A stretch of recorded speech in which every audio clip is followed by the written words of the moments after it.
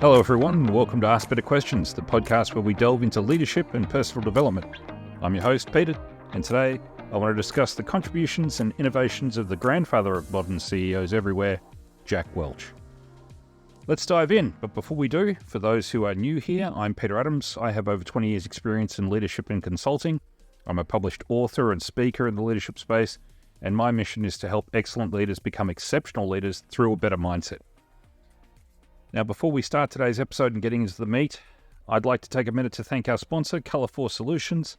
Colour4 Solutions offer leadership training for people who have reached a ceiling in their leadership journey and want to achieve more without dedicating substantial time and effort.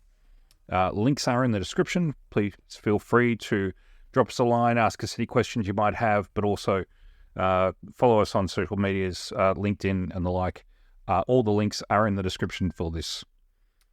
So, Jack Welch, he served as CEO of General Electric from 1981 to 2001. Prior to that, I believe he was the VP for chemical engineering. Now, he introduced several key innovations that, without putting too fine a point on it, made significant transformations to both the company and broader management practices. So the main innovations that are attributed to his leadership is he perpetuated Six Sigma quality program. Now, Six Sigma is a set of techniques and tools for process improvement aimed at reducing defects and improving quality. It's I have a green belt in Six Sigma. It's predominantly a process-driven program to improve outputs of quality. Initially, it was focused at manufacturing concerns, but it has broad appeal and broad application to all sorts of business processes. Welch mandated that GE employees at all levels undergo Six Sigma training and apply the principles to their work. This focus on quality and efficiency led to substantial cost savings and productivity improvements across GE in numerous different areas. Number two, I'd say boundaryless organizations. He had the concept, or Welch had promoted an idea that was a boundaryless organization where different departments and hierarchical levels are minimized. So in terms of no one's siloed off. Anyone at any level could speak to anyone at any other level in any other department. The objective of this was to foster better communication, collaboration, and a free flow of ideas within the company. It lowered barriers to being able to speak up and tell somebody who could do something an idea that you had or where something was not working as it should do. Now, this cultural shift encouraged innovation, speed, flexibility in responding to issues and market changes and things like that. Now, the next one is probably the one he's most known for, the rank and yank, although I'm pretty sure he never referred to it as that. Colloquially, it was referred to as rank and yank. This was a measure where managers were required to rank employees annually, and the bottom 10% were often let go. The goal of this was to maintain a high-performing workforce by continuously weeding out the lowest performers. Now, there was controversy here. While this approach drove high performance, it was also criticized for creating a highly competitive and somewhat cutthroat work environment. I will return and discuss this particular aspect in greater detail shortly. And the fourth innovation I think he's famous for is a workout process. It was a participative problem-solving and brainstorming session designed to eliminate bureaucracy and improve processes. So get everyone in a room, employees, managers, gather and discuss and implement improvements without the need for hierarchical approval. Now, this empowered employees and sped up decision-making and implementation, and that was ideal. However, it also led to situations where management didn't often know what the processes that were being done were, or whether there were workarounds for effective controls. The fifth one, I think, is also controversial, but globalization and expansion. So this was a strategy where Welch aggressively expanded GE's global presence, especially in emerging markets. The execution was acquiring companies and establishing operations worldwide. So GE diversified its portfolio and reduced dependency on the US market. That's a polite way of saying he invented offshoring. He didn't invent offshoring, but he definitely used it to GE's advantage. If there was a cheaper way of doing something with less regulation, Jack was right onto that. He was all over it like white on rice. That in and of itself creates a lot of situations, but again, I will return to that momentarily. For the moment, I'm just going to list these out. So number 6 was digitization. So Welch pushed for the digitization of GE's operations and processes, aiming to harness the power of IT, one of the first to do so. Not the first, but certainly at the right place at the right time.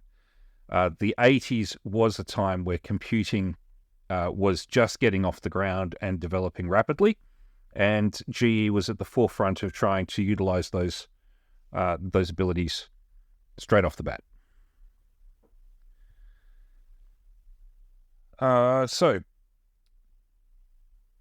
there's a couple more. Portfolio restructuring. So Welch restructured GE business portfolio, focusing on high margin and high growth industries, while divesting from less profitable ones. Now, I would say he divested from a lot of businesses that were quite profitable, and not necessarily less profitable ones, but he made decisions to sell off several businesses where he felt if we're not number 1 or number 2 in the market space, then we shouldn't be attaching the GE brand to it.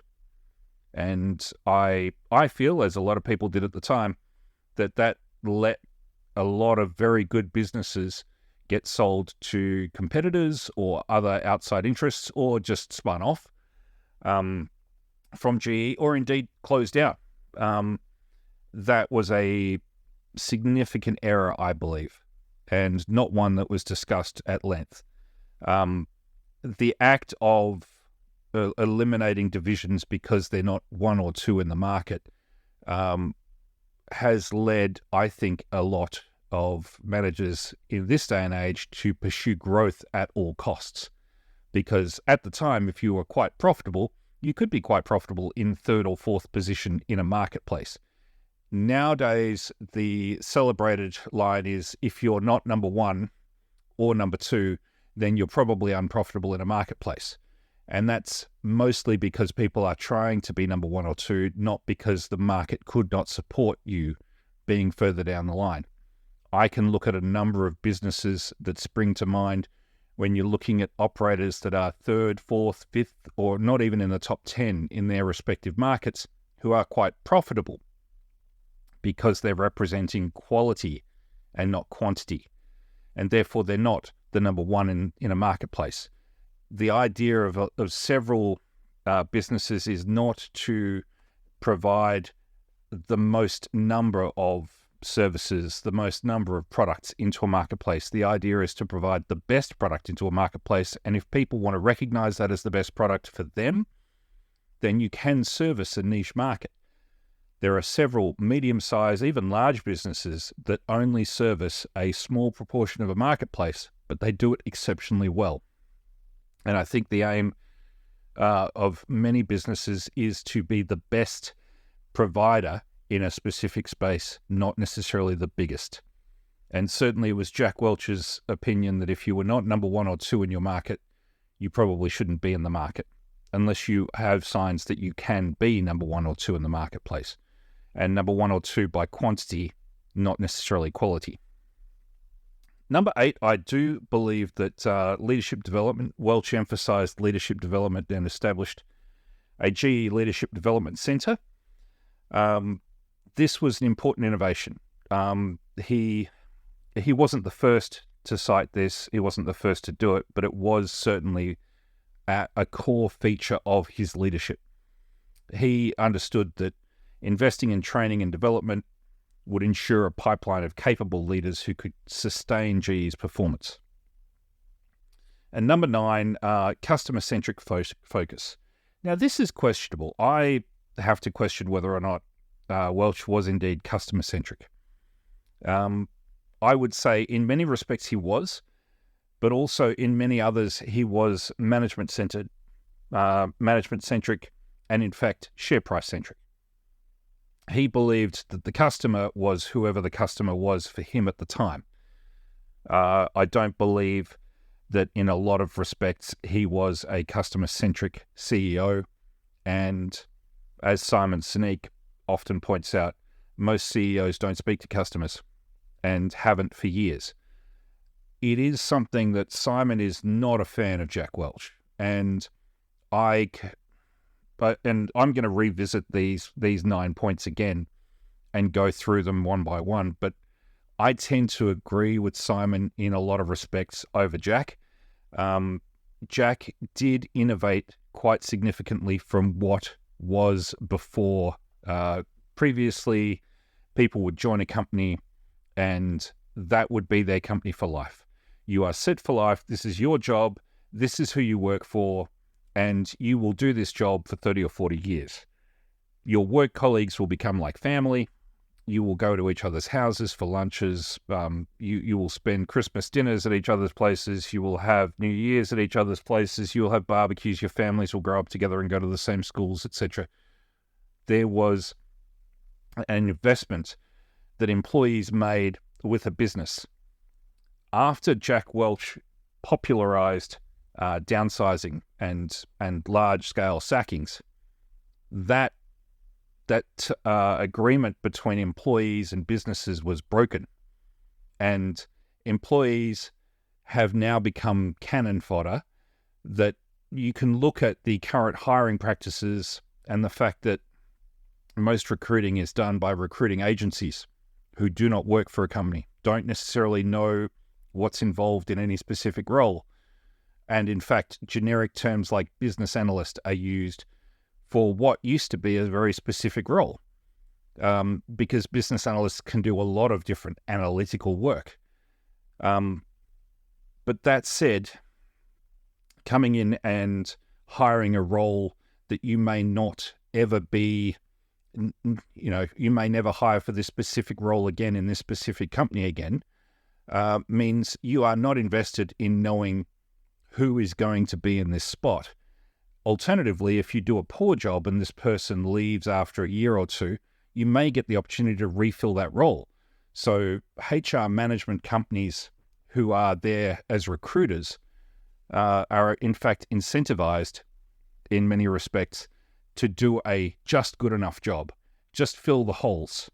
Now, good ones will try and find the best person for the role, who will be a great cultural fit. But to be honest with you, a lot of times it's not worth it, and they won't spend the time or the money. Now, they certainly get paid very well for what they do, but that said, there are a lot of expenses running recruitment companies, but at the same time, there are some incredibly wealthy recruitment companies out there making an absolute ton of money off placing people into roles that they just want to put pegs in holes. They don't necessarily want to see who the best people are. And it is, as always has been, referrals are the best way of hiring staff. So having said that, the breakdown of employee relationships with their employer started before Jack Welch, but Jack definitely accelerated that breakdown to the point now that most people will go through multiple employers in their lifetime, and that's just accepted. Companies are now paying more to get employees who aren't necessarily better suited because of the uncertainty surrounding employment. But they're also paying less because they view employees as interchangeable. So on the one hand, you have to pay a premium, but then you also pay less overall because all large businesses are just putting pegs in holes. And if you want to keep your job, you will be the kind of peg that that particular company wants. It has very much deteriorated the state of employment. So Six Sigma, going back to number one, Six Sigma, Jack Welch did not invent Six Sigma, but he certainly did implement it, and he implemented it well at GE. I will say that much. Boundaryless organizations, again, not a Jack Welch invention, but definitely promoted by him, and certainly something that GE was one of the first companies to introduce a boundaryless organization culture, and it was a change in culture, and definitely a good change in culture as well. I've seen organizations who are siloed and are terrible to work for as a result. I've also seen managers who, in boundaryless organizations, will try to silo off their staff, and it will never be a good thing when they do that. Rank and yank, I tend to believe, as Simon did here, that Simon Sinek, that is, that rank and yank is possibly the worst development in management theory in the last 50 years. Absolutely clear number one worst development. It has destroyed the relationship between employees and employers. There's no improvement process involved. It's just, and whilst a lot of companies say, oh yeah, no, we definitely try to identify somebody who's going to be in the bottom 10% early and try to get them to improve and put in a process improvement plan. The reality is, if you're in the bottom 10%, you will probably get fired at some point. Now, it may not be in the year, it may actually be earlier, it may be later, or you'll simply be managed out of the business. Additionally, there are incentives, and this is something that was discovered early on, that some managers will just hire, for lack of a better term, less than ideal employees so that they can then save 9 of their employees, in terms of, we'll just hire somebody who will not work out, because then I can put them in the bottom 10%, thus saving 9 other employees, because the bottom 10% have to go. So 9 of my employees will be safe because I've hired this particular individual who is clearly not going to be able to do the job properly. And that is less than splendid, not a great way of managing a business. In fact, mean-spirited even, and a terrible way of running an organization.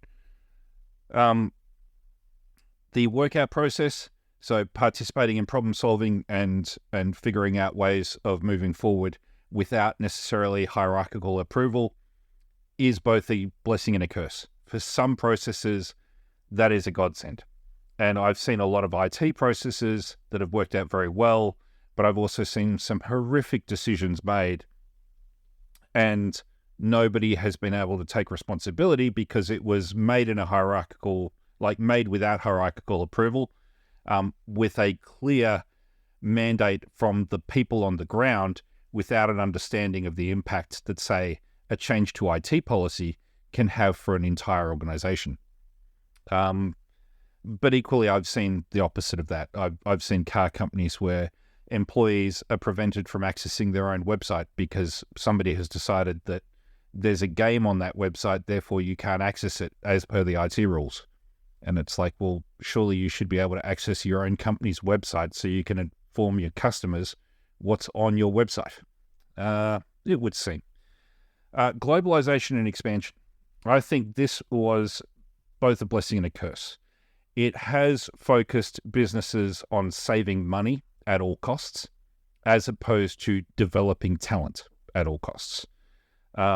It's also meant that when you pick up the phone to call an organization, or speak to an employee at an organization, you will frequently be speaking to somebody who might be located offshore and might not be a decision maker in any capacity. I mean, might be a decision maker, absolutely, but may just be a customer service person who has a manual.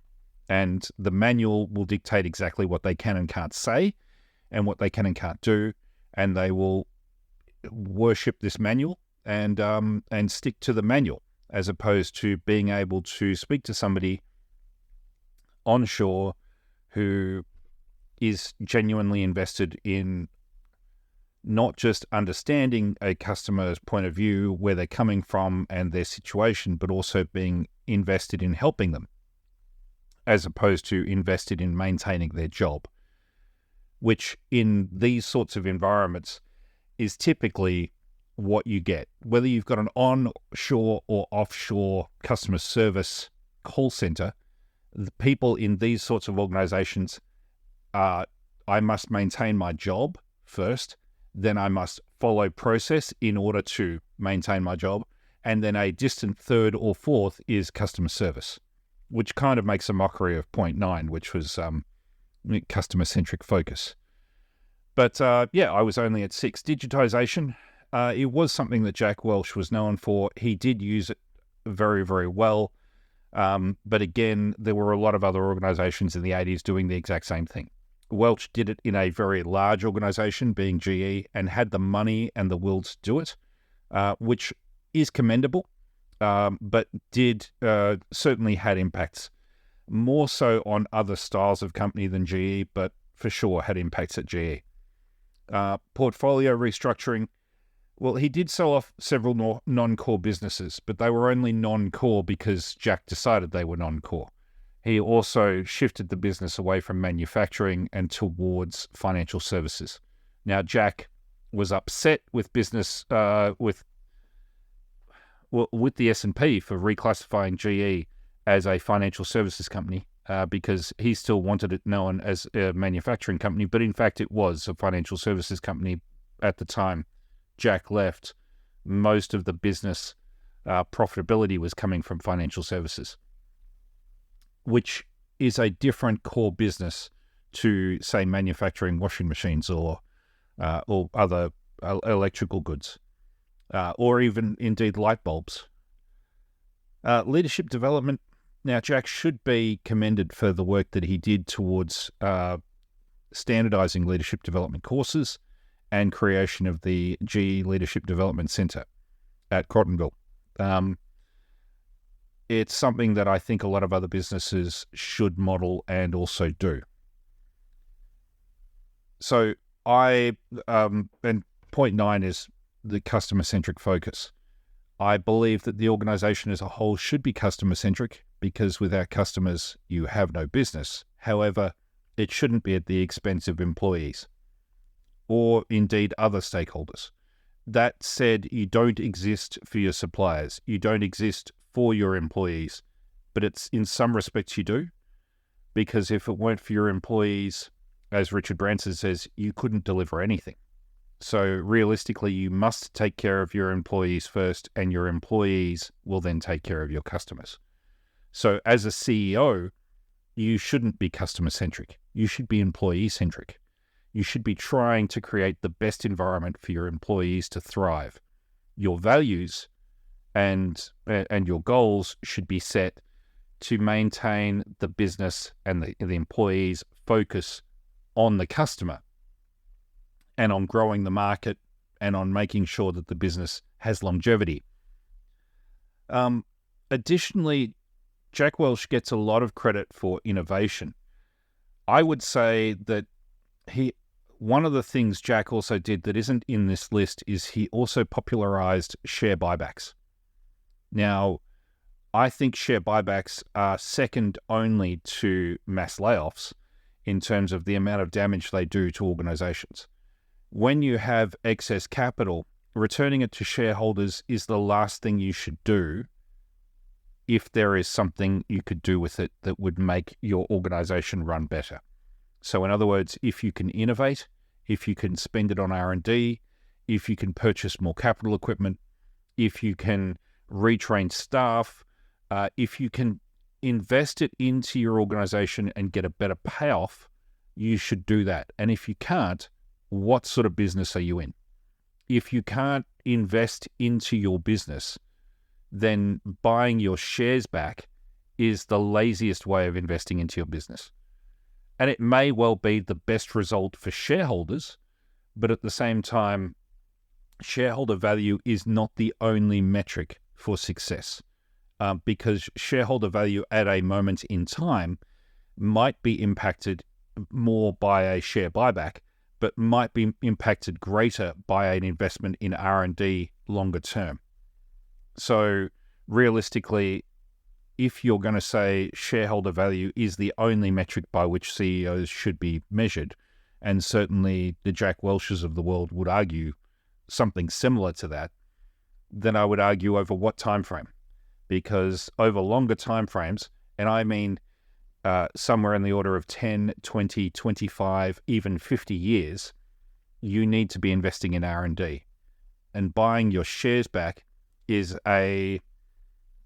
it's a shot of adrenaline, but it's not going to make your business better in the long run. It's going to make your share price better in the short run.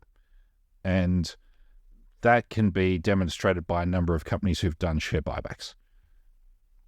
So I guess the results-orientated process that he puts into place, the lack of accountability, the breakdown in the employee relationship with organizations, the propensity to purchase shares back without the longer-term vision.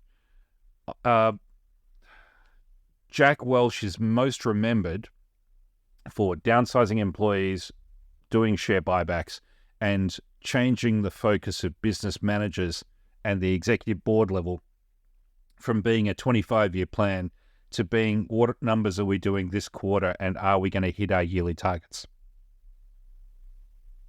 Yearly targets are great to have, but only if you have that longer-term vision, and that longer-term vision should always take precedence.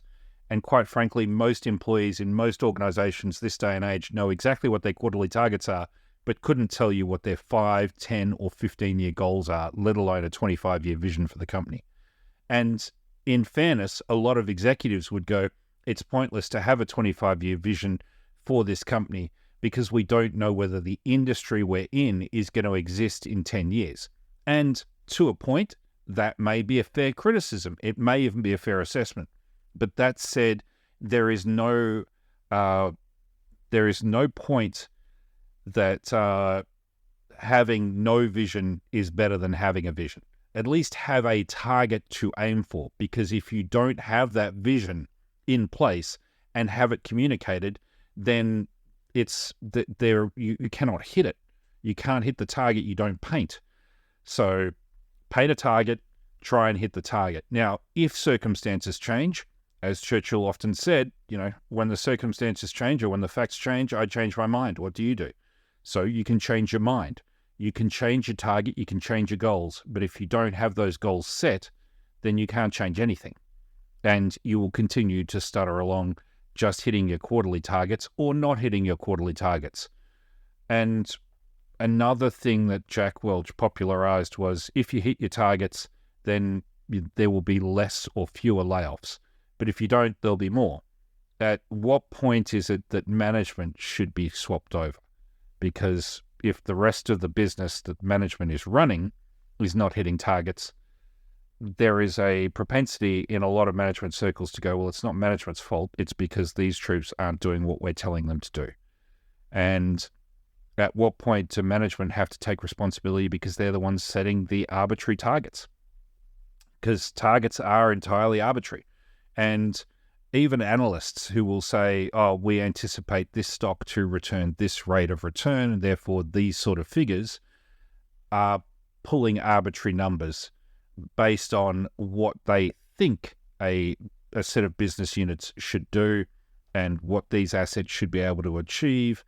And they are completely arbitrary because you don't know what the marketplace will bear, because if you did, you'd be running a competitor. And in fairness, a lot of these analysts are, well, for lack of a better term, and I've been in meetings where they've been proven completely useless. None of them see what is clearly happening in a marketplace, and none of them have read things that are fairly straightforward and on company websites. And yet they are the people deciding what a company should or shouldn't achieve every quarter and every 12 months. Fascinating stuff, but for another time. So I'm going to leave it at that point. What I would say is the key takeaway is that effective leadership requires a balance Welch's emphasis on performance and accountability can be valuable, but it needs to be coupled with building a positive and sustainable work environment. So you need that cultural focus. And leaders today should strive to find a balance of those two, a culture of sustainable work environment, but also a culture of performance and accountability. In any case, we're going to leave it there. I hope you found these insights valuable and actionable. If you enjoyed today's episode, like and subscribe, but more importantly, share it with somebody who you feel needs to hear this. I'll be back next week with more. Until then, keep asking better questions, and remember, leadership is not about having all the answers, it's about asking the right questions. Take care, and I'll see you back here next week.